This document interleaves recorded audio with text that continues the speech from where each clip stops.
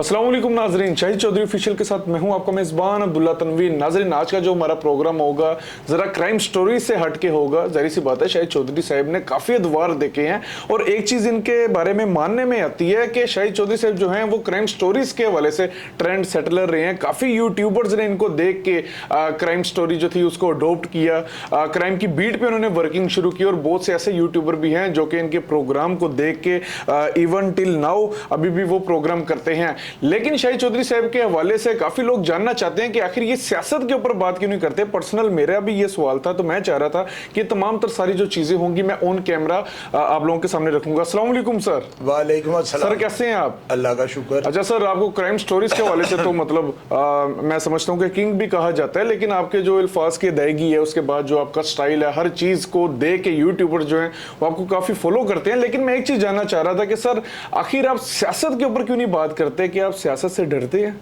अब्दुल्ला, तुम चाहते क्या हो कि मैं जो है मुल्क बदर हो जाऊं? आप ये चाहते हो कि मैं जिस तरह दूसरे सहाफ़ी जो सहाफ़त पे इसके ऊपर सियासत के ऊपर काम करते थे उनकी तरह मैं भी ज़लील और रसवा हो जाऊं? अब्दुल्ला, पता है क्या, मेरे पास सियासत का कोई तजर्बा नहीं है। सियासत के नाम से मुझे घिन आती है। मैं अपने मुल्क का जब हाल देखता हूँ ना, तो जो सियासतदानों ने हमारे मुल्क के साथ किया ना, अल्लाह ताला हमें माफ़ करे। ये वाहिद मुल्क है जो 1947 से लेकर आज तक जो है ना डाउनफॉल पे जा रहा है, यानी डाउन से डाउन ही होता जा रहा है। कोई भी हुकूमत आई है ना, उसने पाकिस्तान की मईशत को ऊपर ले जाने के बजाय ना और नीचे ले जाना बेहतर समझा है। मेरी बात अंडरस्टैंड कर रहे हो? मैं किसी भी हुकूमत जो है ना या किसी भी हुक्मरान को अच्छा नहीं समझता हूँ।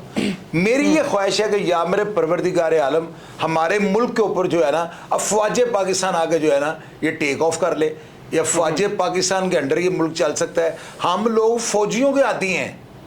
मेरी बात आप याद रखना, आपने ज़ियाउल हक का टाइम में देखा हुआ, लोग उसको बुरा भला कहते हैं, पता नहीं किस किस नाम से उसको ज़ियाउल हक को जो है ना पुकारते हैं। लेकिन मैं ये कहूँगा कि बड़ा खूबसूरत दौर था वो।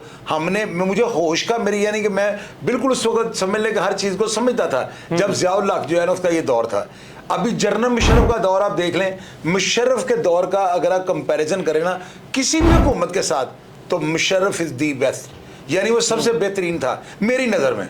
अभी लोग पता नहीं, जाहिर है कि हम अगर अपने चैनल के ऊपर काम कर रहे हैं तो अपनी आज़ादी राय का जो हक है ना हमारे पास मौजूद है, और ये हमारा फंडामेंटल राइट है कि जो हम बेहतर समझते हैं पब्लिक से शेयर करें। हमारे मुल्क के अंदर फौज पाकिस्तान ने जो रोल अदा किया है ना, जब भी ये बरसरे इक़्तिदार आए हैं, मुल्क की मईशत बेहतर हो गई है। और यहाँ पे जो है ना अफवाज पाकिस्तान को चाहिए कि तमाम हुक्मरानों को किसी भी पार्टी के वो उनको ठुड्डे मारें और शाही किले में बंद कर दें। सर आप क्या समझ रहे हैं, मार्शल लॉ लगना चाहिए? यार मार्शल लॉ लग जाना चाहिए।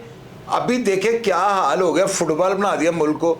जो भी हुक्मरान आता है वो अपनी ये नौकरी करते हैं ना, यही नहीं कि यूं समझ लें कि ये अपनी ड्यूटी देते हैं, मुल्क को लूटते हैं और बैरून मुल्क चले जाते हैं। उसके बाद क्या होता है, हम लोग और कर्जे के बोझ तले दब जाते हैं। 1947 से लेकर मुझे किसी एक हुकूमत का नाम आप बता दो जिसने मईशत को अप किया हो। सर भुट्टो। और यार छोड़ दो भुट्टो, और यार अब्दुल्ला देखो, किसी हुक्मरान की तारीफ मेरे सामने नहीं करनी। मैंने इनको मानता हूँ। भुट्टो ने नारा लगाया रोटी कपड़ा और मकान, आज तक ये नारा जो है ये ऐसे ही चल रहा है। हम लोगों को जो है ना छिछड़ा दिखाया जाता है और हम लोग वो बिल्ली हैं पीछे। आपको एक वाकया सुनाता हूँ। हिटलर जो था ना, उसने एक मुर्गे के पंख जो थे ना उसके सारे जो पर थे उतार दिए। वो जो मुर्गा था ना उसको दाना फेंकता फेंकता पार्लियामेंट के अंदर आ गया, और उसने आगे लोगों को ये कहा था कि ये जो हमारी अवाम है ना ये इस तरह किया कि इनके पर नोच लो, इनको दाना देते जो ये पीछे पीछे चलते हैंगे। हम लोग डंडे के आती हैं।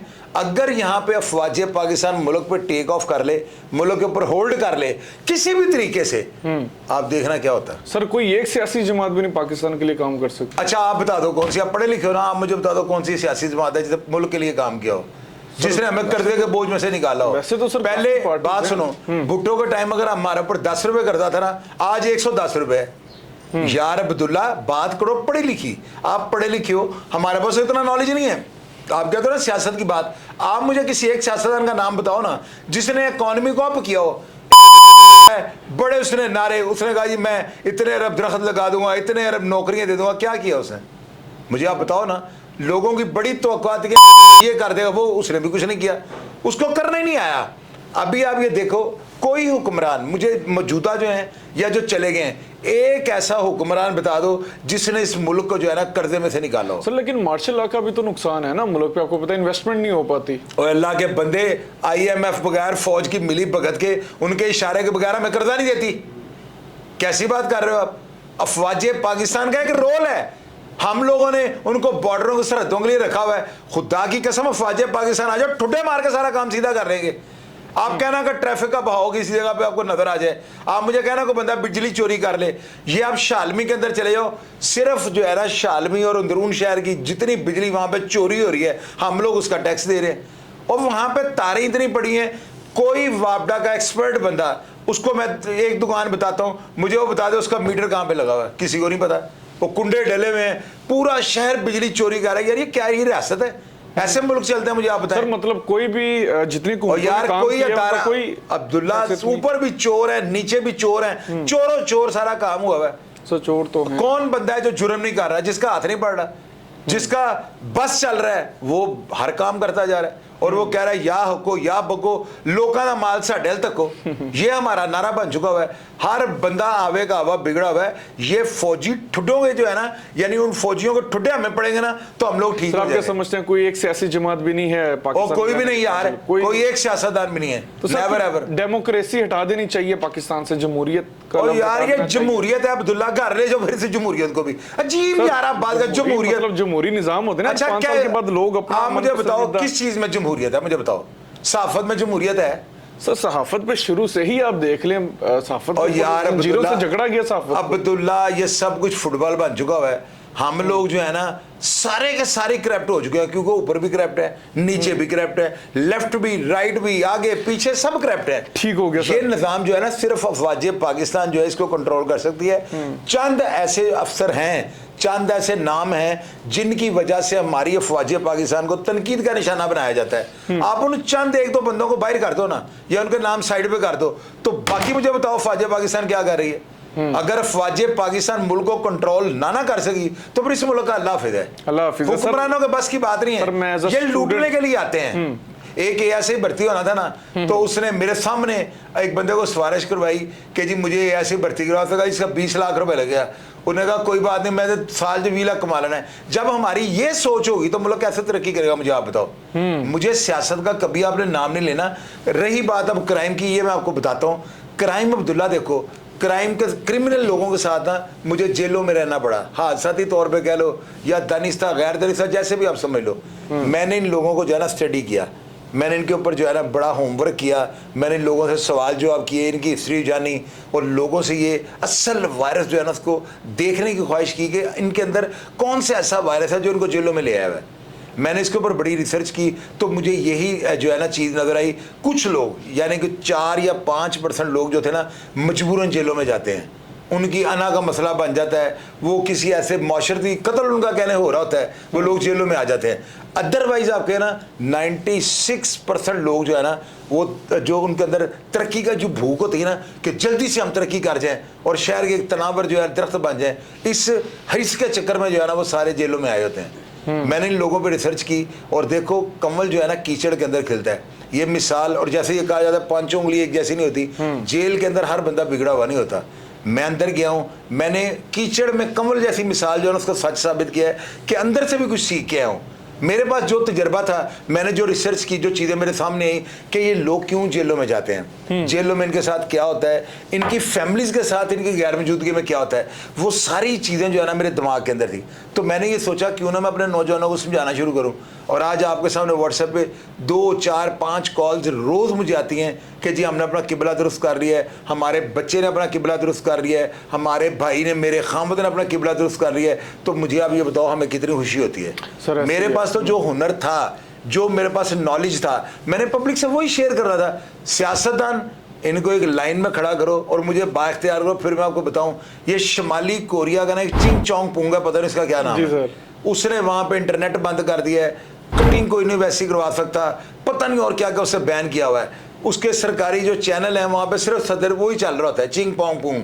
तो आप ये देखो कि वो बंदा अगर शुमाली कोरिया पूरी दुनिया से कट ऑफ होके उसकी इकॉनमी इतनी ऊपर चली गई है, तो क्या पाकिस्तान ऐसे नहीं कर सकता? बिल्कुल सर, पूरी कर दुनिया सकता से ट्रेडिंग बंद कर दे, जो कर्जा लिया हुआ है खाट कार जाए और अपनी इकॉनमी अपने पैरों पे खड़ा हो सकता है लोकल सर। चीजें यहाँ पे बने, गाड़ियां मोटरसाइकिलें हर चीज यहाँ पे बने, तो कैसे पाकिस्तान ऊपर नहीं जाएगा? सर लेकिन एक बात बताइएगा, मैं तालिब इल्म की हैसियत से जानना चाहता हूँ, कौन सी किताब में लिखा हुआ है कि आर्मी जो है इसको कंट्रोल कर लेना चाहिए मुल्क के ऊपर? और अब्दुल्ला हम लोग ठुड्डों के आदि हैं, क्योंकि बचपन से ये सुनता आ रहा हूँ कि जहाँ पे मार्शल लग जाता है वो तरक्की नहीं कर पाता। अब्दुल्ला इन चीजों को, रवायात को आप छोड़ दो, ये पुराने जमाने की बातें हैं। अफवाजे पाकिस्तान जो है ना, ये आके बाहर सारा ये बाहर का कामयाब सिस्टम बंद कर दें, ना कुछ लें ना कुछ दें। आप देखना पाकिस्तान दिनों में ऊपर जाएगा। वो अल्लाह के बंदे, अफवाजे पाकिस्तान का मोराल इतना बुलंद है, अल्लाह ताला ने जो है इनको इतनी इज्जत से बख्शा हुआ है, ये जिस महकमे में आगे होल्ड करेंगे ना, वो महकमा ईमानदारी के नाम से जाना जाएगा।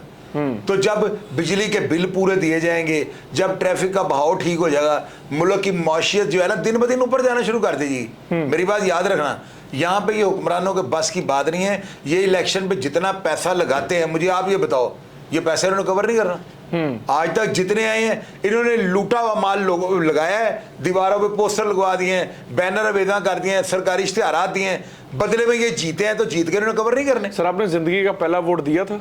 और मैंने आज तक किसी को वोट नहीं दिया ही नहीं आपने। इसकी वजह आपका ये कोई है, पसंदीदा सियासी रहनुमा? यार एक बंदा मुझे पसंद है, वो आप उसे सियासतदान तो बिल्कुल कह सकते हैं, वो मुझे पसंद है। उसके अलावा मुझे उसकी पार्टी कोई भी चीज पसंद सर नहीं आप कह दें कौन है? और यार छोड़ दो, मैं उसको, मेरे कहने से क्या होगा? लोग जानना चाह रहे हैं, बताएं तो सही ना सर। है अच्छा। मुझे पसंद है, अभी तक मुझे पसंद है। और अभी तो जो है ना उसके मोहल्ले भी उसकी तारीफ करनी शुरू कर दी है। जेल उसने बड़ी बहादुरों वाली काटी है, तो मैंने उसका अचार डालना है। मुझे ये बताओ, अगर जेल उसने बड़ी टैगे के साथ काटी तो क्या हमारे साथ क्या 3-4 साल में फैसले उसने किए हैं, अमल किस फैसले पे किया है, ख्वाब ही दिखाया उसने भी हमें। पर्सनैलिटी के लिहाज से मुझे वो एज ए क्रिकेटर बहुत पसंद है, एक बहादुर और एक अनाप्रस्त आदमी है, लेकिन पार्टी शार्टी में सारे उसके गंदे आंडे थे। और बताओ सर, आप किसी सियासी रहनुमा से मिले हुए हैं? मैं जावेद हाशमी से मिला हूँ, मेरे साथ वो जेल में रहे हुए हैं। उसके अलावा मैं मौलाना आजम तारक, ज़ियाउर रहमान फारूकी, GM खराती, सेनेटर हबीबुल्ला, ये राना मकबूल साहब भी IG सिंध थे। उसके अलावा असफ अली जरदारी के साथ हम रहे हुए हैं जेल के अंदर। हमने इनको ट्यूब लगवा के थी, मैंने प्रोग्राम किया हुआ इसके ऊपर ना, हम आई बिजली वाला था, वो जाके इनकी जो है ना वो लाइट उतार के लाल और ट्यूब लगा गया था। ख्वाजा साद रफीक हमारे साथ रहे हुए हैं, ये बड़े लोग रहे हुए हैं। लेकिन यार अब्दुल्ला, जेलों के अंदर जो है ना, आप इन लोगों के हाल देखो ना, तो आप तौबा तौबा कर जाओ।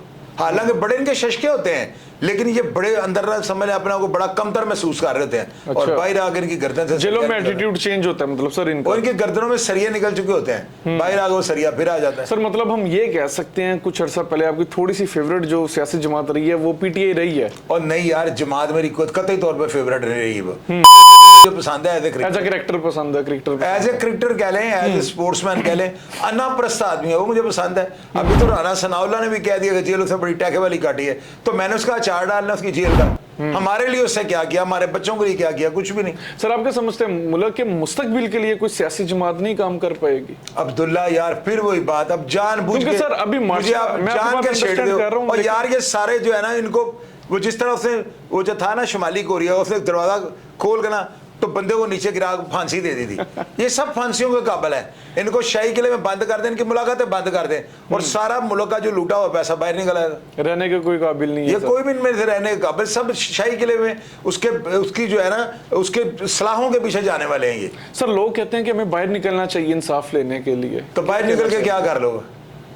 क्या कर सकते हो? क्या किया आपने आज तक? अब्दुल्ला नारे लगाने हैं ना। सर असल में टर्की हम देख लेते हैं, फ्रेंच रेवोल्यूशन देख लेते हैं, लोग बाहर निकलते हैं, कहते हैं हमें इंसाफ मिल जाता है जब हम सारे इकट्ठे हो जाते हैं, यूनिटी हो जाती है। आप एक काम करो ना, कल आपको मैं छुट्टी देता हूँ, सड़क पे जाके एहतजाज करो।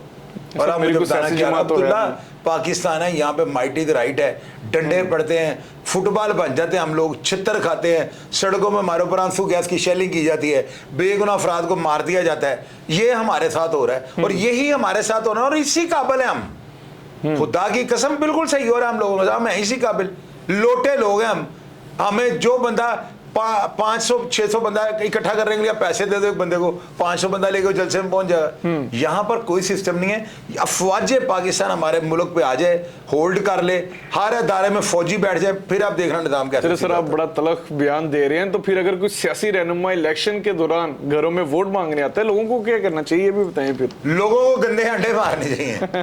अब्दुल्ला आज लगता है मुझसे कुछ करवाओगे। सियासी रहनुमा बड़ा झुक जाते हैं। और छोड़ दो यार, दफा करो सियासी रहनुमा को, गोली मारो। अच्छा सर एक चीज बताइएगा मुझे, जाते जाते दो मेरे सवाल होंगे लास्ट। पहला सवाल तो मेरा ये होगा कि मतलब इन शॉर्ट पाकिस्तान का मुस्तकबिल किसी भी सियासी जमात से आप नहीं देख रहे, ये सही नहीं हो सकता, सवाल ही पैदा नहीं होता। और दूसरा मेरा सवाल होगा सर, अगर आपको इत्तेफाक हो 3 शख्सियात से मिलने का मौका मिले, 3 अफराद वहां पे खड़े, उनमें से एक चूज करनी हो, कौन होगा? नवाज शरीफ, जरदारी या हाथ मिला लूंगा सिर्फ, बस। अच्छा हाथ मिला के ना मुंह अपना इधर कर लो। सर अगर उन्होंने गले लगाने का क्या लगा? नहीं, गले गुले लगाने वाला ना मुझे शौक है, ना ही मेरी कोई ख्वाहिश है। हाथ मिला लूंगा, क्योंकि वो उन दोनों के आगे उसको ना जलील नहीं होने दूंगा, ताकि वो दोनों ये सोचे कि इसकी हमसे ज्यादा इज्जत है। हाथ मिलाऊंगा और मुंह अपना इधर कर लूंगा, ऐसा करके हाथ मिलाऊंगा उसका। अच्छा बहरहाल नाज़रीन, ये हमारा आज का प्रोग्राम तो सियासत के हवाले से आपने देखा, शायद चौधरी साहब काफी तलख बयान दे रहे थे, लेकिन बात भी इनकी सही है कि यहाँ पे बेरोजगारी काफी है, नौकरी यहाँ पे मिल नहीं रही, लोग उगताए पड़े हैं, गुर्बत बढ़ती जा रही है, डकैती बढ़ती जा रही है, लोगों का इलाज नहीं हो पाता, लोगों को तालीम नहीं मिल पा रही, और आज आके सियासी जो नारा होता है वो यही होता है कि हम आपको बेरोजगार नहीं रहने देंगे, हम आपको काफी नौकरियां देंगे, आपके हालात बेहतर कर देंगे। लेकिन दिन ब दिन यहाँ पे हालात बद से बदतर होते जा रहे हैं। इवन लास्ट मेरी बात होगी कि अगर हम किसी बुजुर्ग को देख लेते हैं, सारी जिंदगी जॉब करता है, नौकरी करता है, एंड पे आ जाके फिर बेटी की जब उसने रुखसती करनी होती है या शादी ब्याह करनी होती है, तो उसको लोगों से कर्जा मांगना पड़ता है। हालांकि किसी भी बाहर के मुल्क में ऐसा नहीं होता। जब भी कोई शख्स बूढ़ा हो जाता है तो ये स्टेट की जिम्मेदारी होती है उसका खर्चा उठाना, उसके मेडिकल ट्रीटमेंट को उठाना। लेकिन पाकिस्तान में ऐसा कुछ भी नहीं है। आप क्या सियासत के हवाले से सोचते हैं? इनके कुछ तलख बयान आते हैं, आप कैसे इत्तेफाक करते हैं? कमेंट सेक्शन में लाजमी बताइएगा। इसी के साथ अपने मेजबान अब्दुल्ला तनवीर को इजाजत दीजिए। अल्लाह निगहबान।